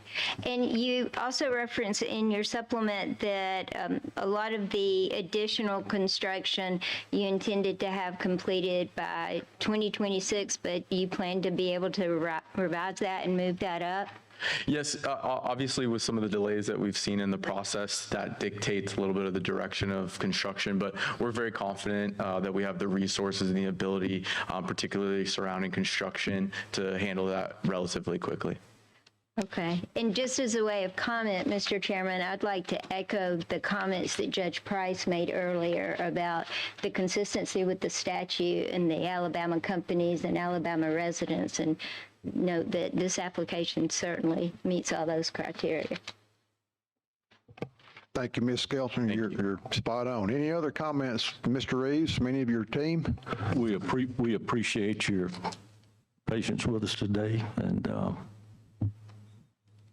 appreciate the opportunity. Do any of our Zoom members have a question for Mr. Reeves or any of his team members? Jersey or Dwight? Yes. Jersey. This is Jersey Shaparsky. The same question as I asked before. What kind of educational efforts are you planning regarding public and provider education regarding medical cannabis? So my experience in medical cannabis, I've worked with quite a few colleges. Most notably, I would say Ole Miss. I've worked with the director of that program pretty substantially on developing new cultivation practices, particularly surrounding indoor cultivation practices as they were previously outdoor. So we have extensive experience working on the educational side of this process, not just the production side. In Alabama specifically, we have existing relationships with nearby universities that we're already doing educational programs with, not particularly surrounding cannabis cultivation, but other programs, and we intend on involving them in our processes as time goes by, in addition to the community outreach efforts that we laid out in our cultivation application. Great, thank you. Well, I have a question. What colleges are you affiliated with in Alabama and doing your research now? With our sister companies, we have some colleges that we work with in the Troy area that we're already doing business with on the educational side of things. Well, there's only one college in the Troy area, isn't it? Troy University? That's correct. Okay. Well, you know, shortly from Troy, way the crow fly, you have Tuskegee, a great research university sitting right there in Tuskegee, well known for research and development. And I would hope if you're successful in getting this license that you will make aggressive effort to expand your contact with the colleges up the road to Tuskegee and some of these other colleges. Absolutely. We will. Yeah, we're already in the process of working together with other cultivator applicants, and the intent is on sharing data and information that's in the development of the program and educational purposes as well. That is Judge Charles Price, for any of you who wanted to know who our Zoom commission member is. Oh, I thought I introduced myself. I know who you are, Judge Price. Well, I thought everybody knew who I am. Thank you. Thank you, Rob. Mr. Reeves, thank you for your whole team for showing up today. Mr. Campbell, Mr. Cole, thank all of you for being here, and attorneys as well. Impressive. Thank you for your time. Thank you very much. Yes, sir. As Greenway Botanicals representative, Mr. Hegman is making his way to the front. Any of our commission members, do you need a short break, or can we make it for another couple? Everybody good to go? And while Mr. Hegman is preparing, just for the record, in your materials is the full application for Greenway Botanicals. They also submitted a written brief, and that is in your materials. And then there were no pass-fail issues noted, so no show cause materials necessary. Thank you, Justin. Anybody got any questions from Justin pertaining to that? Have Mr. Jonathan Hegman from Greenway Botanicals, LLC. Jonathan, thank you for coming today. Floor is yours. Appreciate it, Mr. Bond. And as Mr. Bond has said, my name is Jonathan Hegman. I own Greenway Botanicals, LLC. And I appreciate the commission giving me the opportunity to talk about our company and how we plan to professionally and efficiently cultivate cannabis for Alabamians who are suffering. And one of those people, believe it or not, is my mother. She suffers from Parkinson's, and this has been a pretty interesting journey through the whole process. So it's been great to be part of this process in the state of Alabama. Our story, Greenway Botanicals, is the outcome of one of Alabama's premier greenhouse operations, Greenway Plants Incorporated, which has been growing plants since 1982. Our goal is to promote public health by providing the safest medical cannabis in the state, by growing cannabis plants in greenhouses where the natural light in the sun gives a plant daily allows us to grow at a lower carbon footprint as opposed to our power-intensive indoor grow facilities. Our model will allow us to produce our product at 1/3 of the cost of what an indoor per pound, what an indoor warehouse facility will do, and 1/10 of the carbon footprint compared to an indoor facility.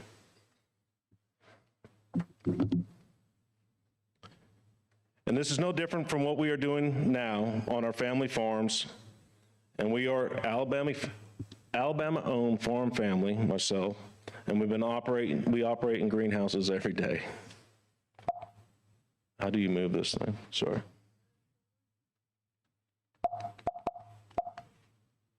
Can I go next slide, please? There. So my presentation is a little different than most. This is my family right here. This is my wife, Amy, in the middle there, my daughter, 11-year-old daughter, Ella Kate, my 4-year-old son, John Henry, and we own 90% of Greenway Botanicals, LLC. And I've been in the greenhouse business for the last 18 years. My passion for agriculture started in the sugarcane fields in the Dominican Republic, where I was born. I became a U.S. citizen in 2000, and from 1998 to 2004, my abilities to speak Spanish fluently, understand the Latin culture, and my passion for agriculture has allowed me to work in several large-scale vegetable farms in Tennessee, North Carolina, Florida, growing snap beans, tomatoes, peppers. In 2004, I had the privilege of purchasing a greenhouse in Alabama. It was 4 acres. In 2018, I merged those 4 acres with Greenway Plants Incorporated. Family called the Nelsons owned it. They were getting older, and they wanted a way out, and that was their ticket out. And if you guys are in the greenhouse business or in agriculture in general, if you don't have another generation coming up, and John had all daughters, I was their ticket. I was a young, ambitious guy, and I was able to work with John for several years, but now I'm the sole owner of Greenway Plants, and we operate now 12 acres of indoor heated facility and 12 acres of outdoor growing space. I currently serve as Alabama Farmers Federation and Alpha Insurance's youngest elected Central Vice President. I've had the privilege of winning the 2012 Outstanding Young Farm Family for the state of Alabama. I've also served as past Alabama State Young Farmers Chairman, American Farm Bureau Young Farmers and Chairman Ranchers National Committee Chairman. Last year, my wife and I were privileged to win the Outstanding Farmers of America National Winner, and I've served as Alabama Greenhouse Nursery Sod Committee Chairman. I've graduated from Alabama Leadership Initiative, Alabama Leaders Class #2, and Leadership Calhoun County. And I didn't note this a lot on my application, but I'm probably the longest enrolled student at Jacksonville State University, working on my BA in Business Management, where I hopefully graduate next fall. 20-year student, sorry. Work comes into play, things happen, and as you guys can see from our business, we've been pretty successful. All right, this is Jake, the other 10% of my company, and he is my cousin, Jake Van Wingerden. And if you guys are in the greenhouse industry, you would know the Van Wingerden name. As a family, the Van Wingerdens operate quite a bit of the greenhouse space all around the country. We're all family operations. I happen to be one of the smallest ones with 12 acres in Alabama. But when we were going through this process, we were approached by a lot of outside influences. Other people that were experts in this business, they were gonna tell us how to do it, where to do it, and we're plant people. But part of the application process forced us to have medical marijuana experience. Well, it's illegal in Alabama to have that because it's not been possible. So I looked to different places, and I brought on my cousin Jake. Jake Van Wingerden owns now 10% of Greenway Botanical, so I had to give that to him as part of that, the way things work. He's been involved in running greenhouse business his entire professional life. His career started in Colorado, managing 130 acres of greenhouses for his father. Today, he owns Tidal Creek, which is a 14-acre greenhouse facility in Maryland, which encompasses 14 acres of indoor space, 17 acres of shaded outdoor space and outdoor growing. The company has been listed as the Greenhouse Top 100 growers in recent years. In 2017, Jake was awarded one of the original 15 licenses for the state of Maryland to be a cultivator of cannabis. Over the last 5 years, he built SunMed Growers, state-of-the-art 400,000 square foot greenhouse facility, similar to what Greenway Botanicals is going to do. And today, SunMed Growers and its processing division, SunMed Labs, is the largest grower processor of cannabis in the state of Maryland, and #1 ranked in sales. So I'm going to show you a few slides of Greenway plants. So this is our Anniston facility. This is our main facility.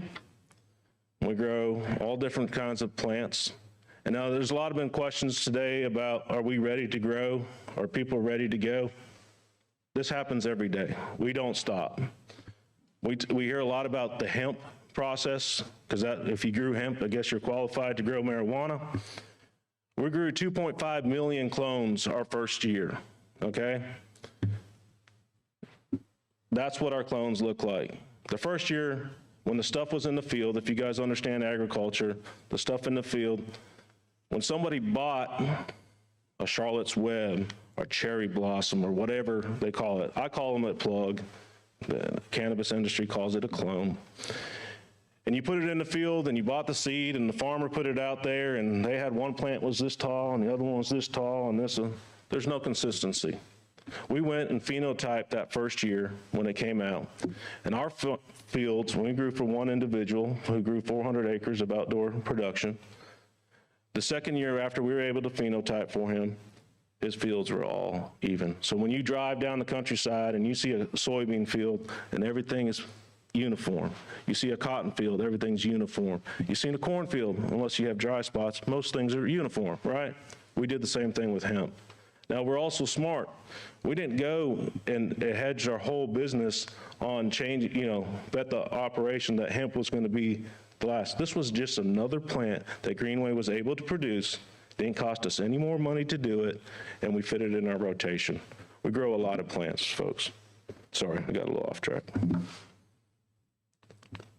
This is our center location where we'll be growing the cannabis. We will update some of this, but this is operational today.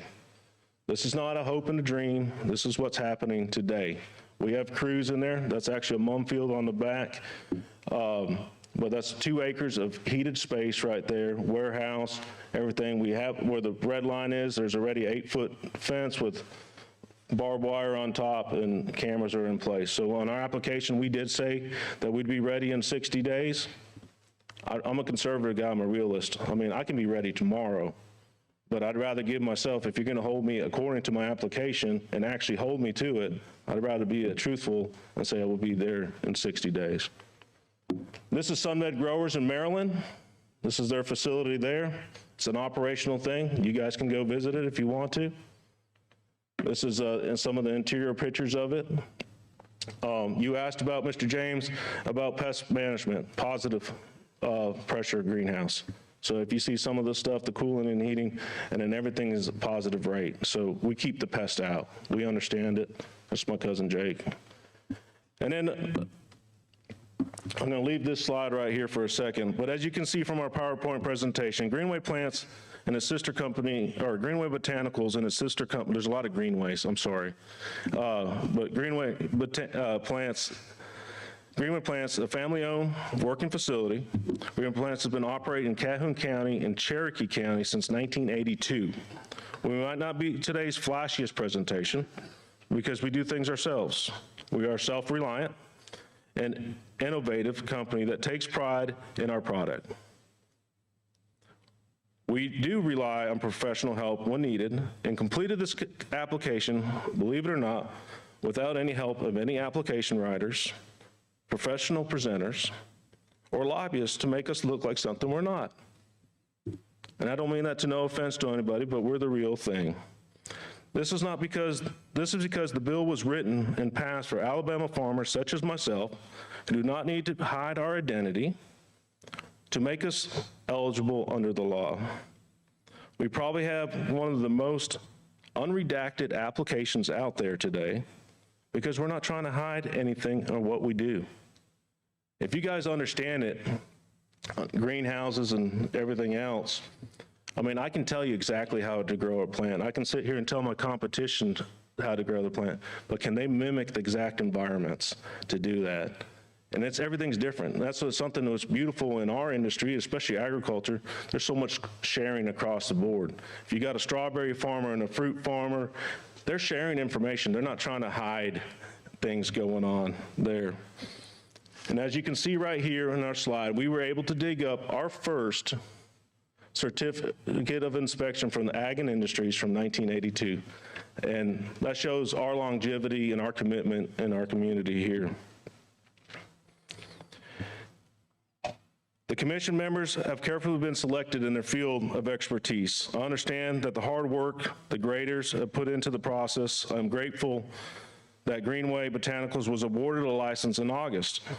But since we are here, and because I'm sure others will take issue, and I got to change this because everything changes every day, it seems like, in this process, I submitted this application on the 17th when it was due, with all the Thanksgiving stuff. The day before Thanksgiving, I got an email saying, hey, by the way, we might be changing some things around. So bear with me as we do some of this other part. The biggest thing on this is, yeah, we can't talk about the scoring as we heard this morning. I get it.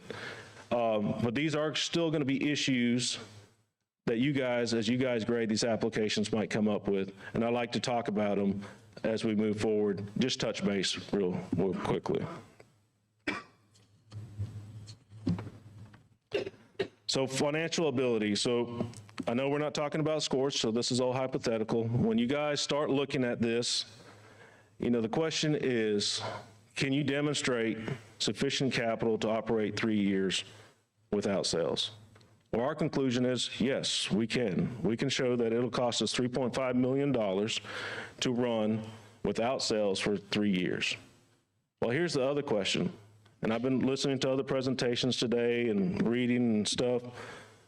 We're a multi-operational use company, right? If medical cannabis doesn't make it, we're not paying a bunch of overhead to manage something that's not happening. So if we get the green light and we start cultivating and we see that the market's flooded, it's not profitable, we can put a pause, store our stuff securely, and still be able to produce other ornamental crops in that space. We're not a one-use facility only. Our sister company, Greenway Plants, we can release back out the space to Greenway Plants and start growing stuff again. So we're not bound by what this market is doing. We understand this. The other thing, too, when it said sufficient capital was, I think a lot of the graders took into effect what your net worth is. I didn't put my net worth in. Like I said, we have the most unredacted application out there, I believe. It's nobody's business. The question was, can I show you guys that we can cover our bases for those years? Plus, with the financial statements, we've been in business since 1982 growing plants. We have the financial data, the records, and everything else to show us what it's going to cost. I know it's a different plant, but it's not that much different. It's another plant, ladies and gentlemen. We've done it. It's not rocket science. Even though I've met a lot of interesting experts in growing over the last 4 years with the hemp, everybody's an expert. We grow plants, and we grow it on a large scale. We grow quality, and we do it well. Tax plan. It's a simple question for us. Either you comply with the taxes or no. That was the question. Well, our thing is yes. We're in business. We own different businesses as well. Our primary is agriculture, and we've always complied. I was able to show you guys 15 years of straight tax records to prove my residency. I think we do file our taxes, we do what is right, and we try to do that as well. I know I'm starting to run out of time. Operational plans, and you guys can read through that. Machinery and equipment, I'm going to touch on that. You guys can see what I have written down here. We have most of the stuff it takes. We're a greenhouse facility. We grow plants. We understand it. So when one scorer says you don't have everything it takes, I tend to disagree with that. Plus, we buy everything direct. If you guys know us and what we do at Greenway Plants, I mean, we don't buy through third-party vendors. We actually buy direct from the manufacturer. So when you go get pots, I don't need to buy it through 3 different other people. I call the pot company directly. They ship it to us. I call the peat moss company directly. They ship it to us. We buy the fertilizer direct. Everything's direct. We don't have to go through all these third-party vendors and all these experts that are going to tell us what we need. And our personnel, as you guys know, we're not the flashiest company. We don't have a huge list of high-paid individuals on it. We do what works. We know this has worked for the last 40 years. We know what it takes, and we know how to adapt. And with the bringing in my cousin, with his expertise and what's happened in Maryland, it's allowed us to integrate when we go do the Alabama function here. We're bringing in their expertise. We're using things that they have already tried and trialed, and it works. Like I said, they're the #1 producer in Maryland today. And we're going to bring that here to Alabama and make sure it works on a family-friendly environment. And I'm going to touch on one little thing on marketing. And this question, and I know Mr. Price will probably ask us, but we don't want to advertise that we're growing medical marijuana in our facility. We only have 9 potential customers. We have 5 integrators and 4 processors. That's all we can sell to. I can't sell to the public. I can't do any of that. And the last thing I want to know is the public to know where my facility is and start hounding me. So when the question is, what are we going to do for advertising? I'm telling you, you made me do a website for points, I did it. Social media for points, but the last thing you want from a cultivator is to be advertising this stuff on the line. We can't sell it.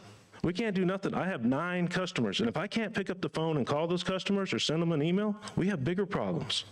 And the good thing about the way this is working, out of the last group of people to get, 3 out of the 5, I do business with already in the greenhouse space. And if you open it up in a larger area of other applicants, most of the people we have referrals with in the application, we do business with. When you look at, I'm going to take Young's Plant Farm. I know they're not in this no more, so I can use their name. Young's Plant Farm. When you buy a Dracaena Spike or an English Ivy in Walmart or Lowe's, and it says Young's on it, that's Greenway Plants, and that's the way I like it. I don't want none of you guys to know that I grew that, but we sell it. We provide that service, and it's the same thing. We look at cannabis as being able to provide that service to those integrators or those processors. We really don't want. We're not trying to brand ourselves. All we're trying to do is create a clean product, a quality product for the state of Alabama and its customers. So I really want to take this time and thank you all. I got 48 seconds. Who thought I could talk for 48 or 20 minutes? And just thank you all for allowing me to be here. I just want to integrate. We are an Alabama family. I've been here since 2004. My kids have been raised here. I brought on outside 10% because of his knowledge and value he would be and his expertise. I didn't bring in a bunch of out-of-state groups, or we're not, we're a family farm. We're not, and I'll leave my presentation, and we're what the law intended when they passed this law, when they were looking for Alabama farmers. And I appreciate your thoughts, and I'll take any questions. Thank you, Mr. Hagman. Anyone have any questions for Mr. John Hagman? Perfect timing, John. 12 o'clock. Right on the dinger. Any questions? Anybody on Zoom? Mr. Gamble, Judge Price, Dr. Zaflarski, or Dion, any of y'all have any questions? I think that with the education and the marketing, you make a really good point. Obviously, you're not trying to promote sales for you. But what about willingness to work with universities with research and any experience or are opportunities that you've perhaps already done that in your current business? So we do work with Auburn University pretty closely with their intern programs in their department, especially extension. If you guys are in ag, we work with our local extension. We do a lot with Jacksonville State University. Basically, it's right beside us. We actually believe we've been trying to work with Jacksonville with we do a lot with their international students on business side, but we've always struggled to get in with them on their biology. And this has allowed us an opportunity with Dr. Hensley. With Dr. Hensley and her research with cannabis and what she's doing there. So I believe it's going to be great. We're always looking for people that want to work in the greenhouse, work with plants and stuff like that.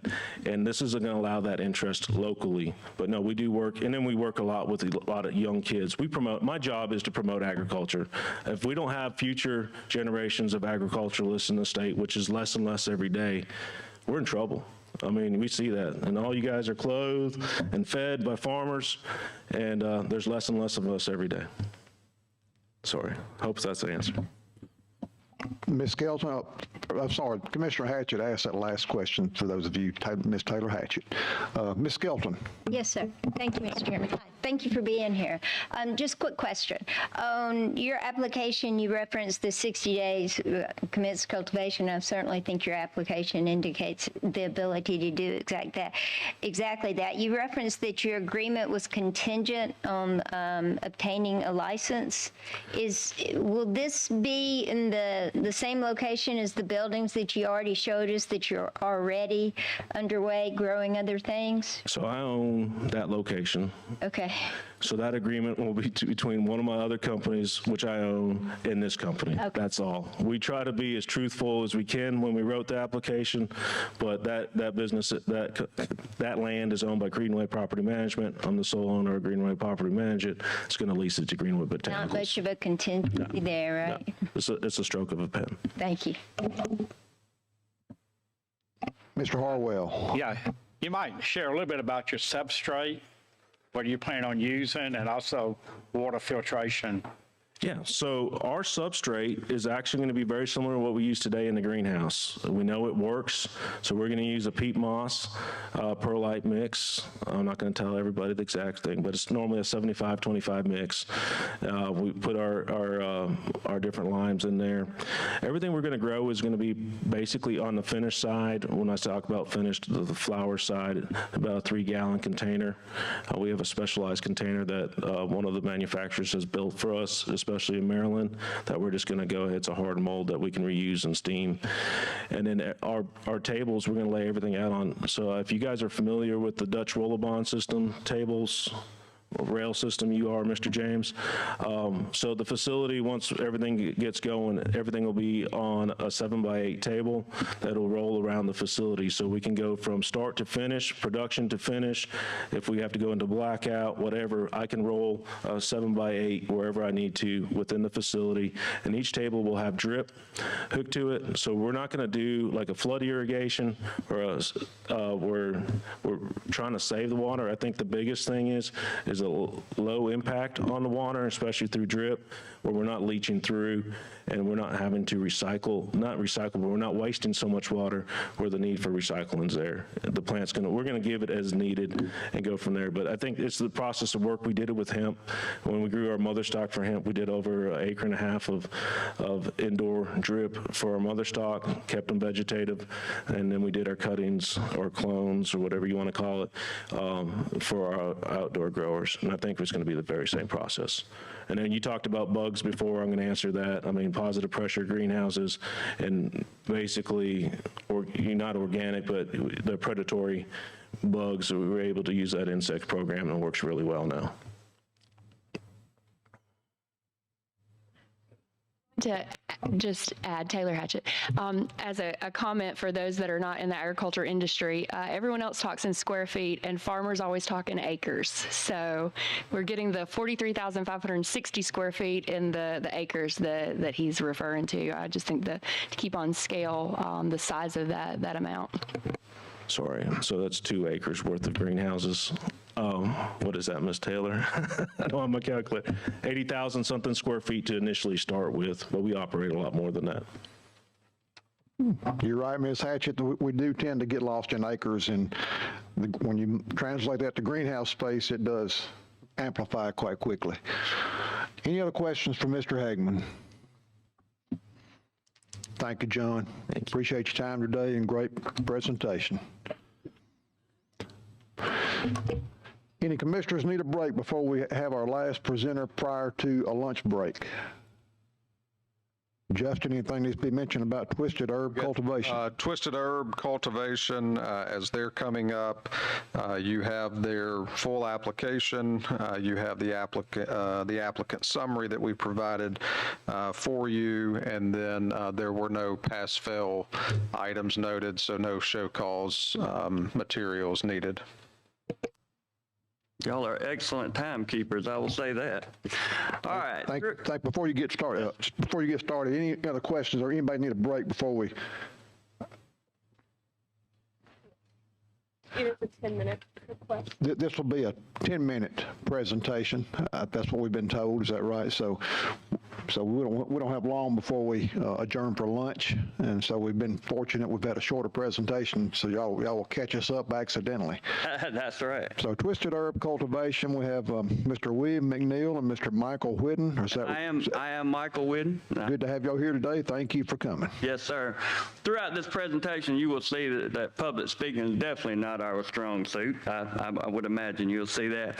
But what is hard working and dedicated to getting things done in the right way, not just getting them done anyway. Mainly, we want to thank y'all for awarding Twisted Herb a license on 2 previous occasions and allowing us to speak with you in person today. So we hope to inform each of you why we believe Twisted Herb is unique and deserving of a license. We also, same as Greenway, think it's important that we mention we had one of the least redacted applications. Definitely shows we don't have anything to hide. Get close to the microphone, that way our Zoom commissioners can hear you more accurately. This better? All right, thank you. So originally we signed up for 10 minutes, just basically introduce ourselves. As we all know, things changed a little bit since then, so we're going to absolutely do the best we can in our 10 minutes to give you all the information. So I want to give you a brief overview of our owners and then a couple of key employees, and then I'm going to turn it over to Bill. I am Michael Whidden. I've been married for 28 years. Son and daughter both graduated from Auburn. Still an Alabama fan. Don't know how that works, but anyway. Lifelong resident of Butler County, where we intend to build Twisted Herb. Lived on a farm, row crop farm my whole life. Cows, cotton, peanuts, corn, hogs. Been a broiler manager for 25 years. Been in the poultry industry for 31 years.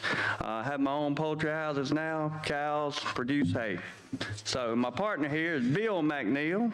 He's been married for 18 years, got 3 fine boys. Alabama resident for 15 years as of this coming April. He has an animal science degree from Berry College.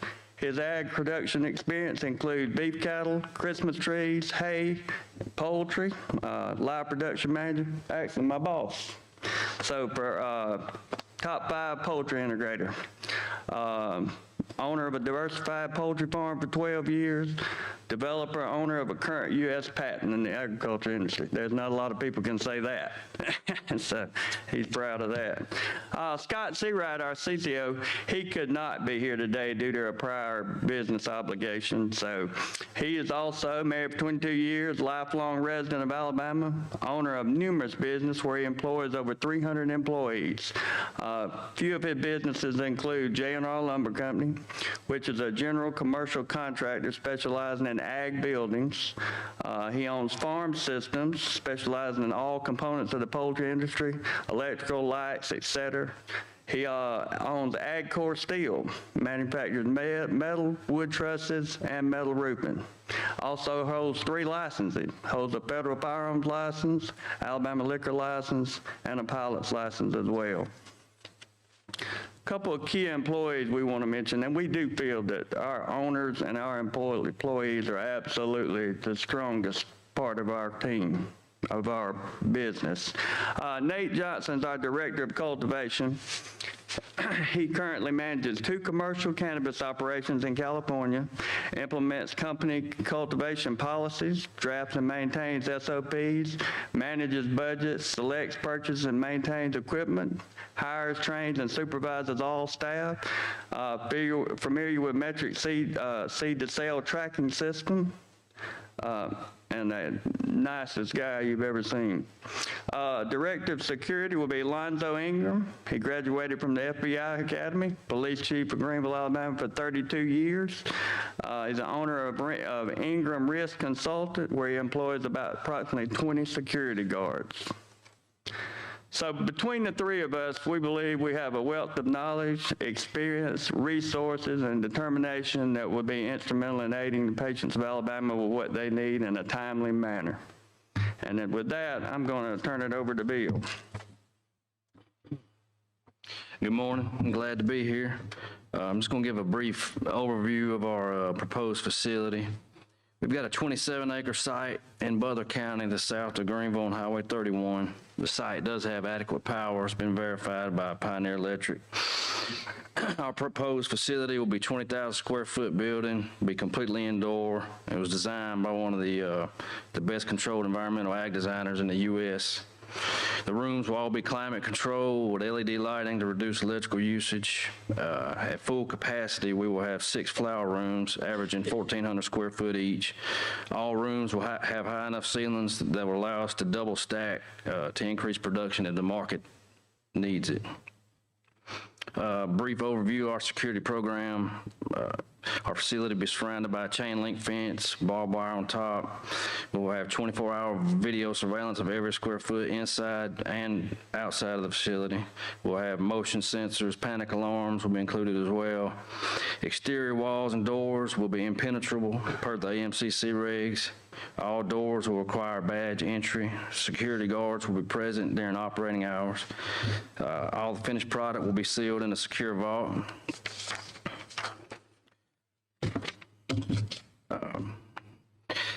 The last thing I want to talk about is the reasons why our team and our resources, we will be able to commence cultivation in a timely manner. The primary reason is Scott Seawright, our partner and owner.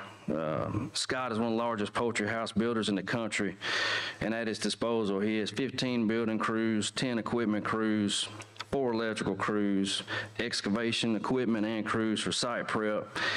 He builds about 6 million square foot a year of automated poultry houses, and he also owns 2 lumber yards and hardware stores that are within 60 miles of our site. The second reason is Michael, as the broiler manager of Top 5 integrator. He's overseen the construction of 15 million square foot of poultry houses and turned multiple projects around in a very expeditious fashion.